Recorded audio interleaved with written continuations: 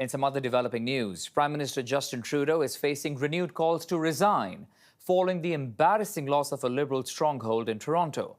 Former Environment Minister Catherine McKenna is calling on Trudeau to step aside, saying it's time for new ideas, new energy and a new leader. And New Brunswick Liberal MP Wayne Long has written to caucus also calling on the Prime Minister to resign. Let's now bring in Michael Gagan in the conversation, political analyst. Michael, good evening and thank you for your time. Thanks for having me. So this is just the kind of conversation a leader would perhaps like to avoid. And here we are with a former cabinet member and a sitting MP asking to review the Liberal leadership. What's your assessment? Are these calls going to grow? Absolutely. We've also had former BC Liberal Premier Christy Clark come out, and she was for many years very active in the federal Liberal Party as well. She's also called for Trudeau to step aside, and I think the longer he stays on, and they continue to, not just remain, a distant second in the polls, but now with the polls suggesting that they could actually end up in fourth place after the next election, given the way their vote and support is distributed in Canada. So they know they're facing a near wipeout scenario,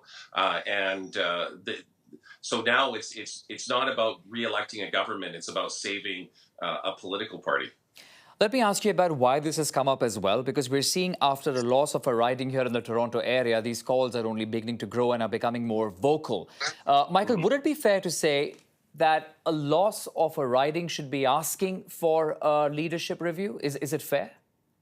Yes, absolutely, because you're talking about a riding that is in the heart of Fortress Toronto. Toronto, for 30 plus years, has solidly voted Liberal at the federal level, and now a riding smack dab in the center of that has gone to the Conservatives. And that kind of loss, if that riding wasn't safe for the Liberals, there isn't a safe riding left in the country. Certainly outside of Quebec, there isn't a safe riding for the Liberals. And that, I think, as the kids would say, has left the Liberals really shook.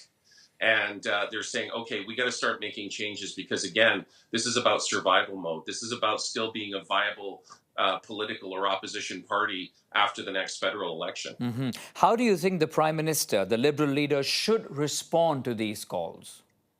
Well, it's going to be interesting because, of course, there's those that have speculated that, given his tremendous increase in personal wealth, given the foreign influence scandal, that maybe he's afraid to step aside because that might not afford him the kind of protection that he seems to be enjoying right now from scrutiny and police investigation.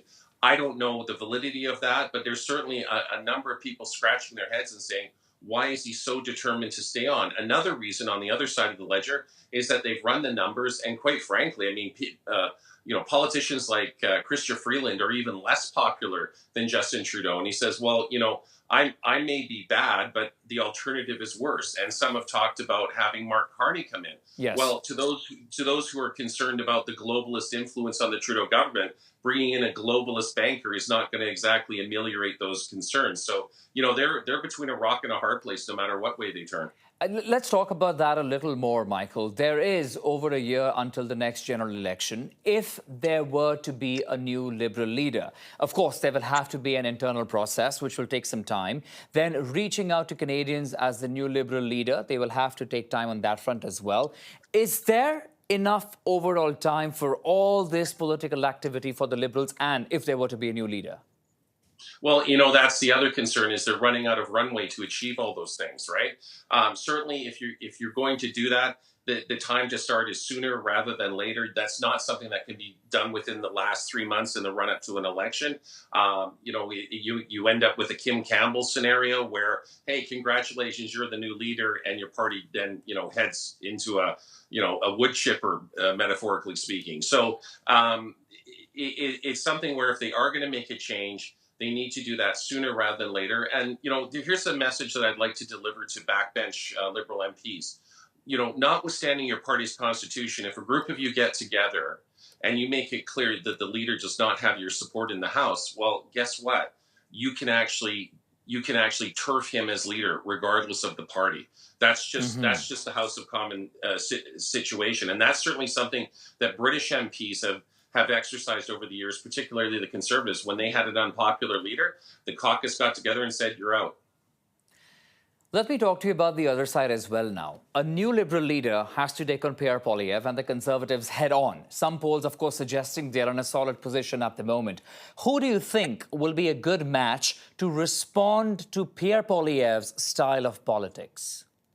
Well, I mean, Pierre Poilievre's style of politics has become very populist. And one of the issues that I think has been lost in the political analysis is right now the fault line isn't left versus right. It's more authoritarian versus libertarian. And you've seen people who are previously liberals, previously New Democrats, previously Green Party supporters going under the Poilievre tent, not because suddenly they're all conservatives. It's because they have serious concerns about the trampling of our Charter of Rights and Freedoms, and Chrystia Freeland freezing bank accounts and doing other things that people have found beyond the pale. And so there's that kind of political, if you will, y-axis is play rather than the traditional x-axis of left versus right. So whoever comes in, there's going to have to be some confidence that not only are they competent, not only are they not corrupt, but they also have some basic respect for the values of Canadians, the freedom-loving values and history of Canada.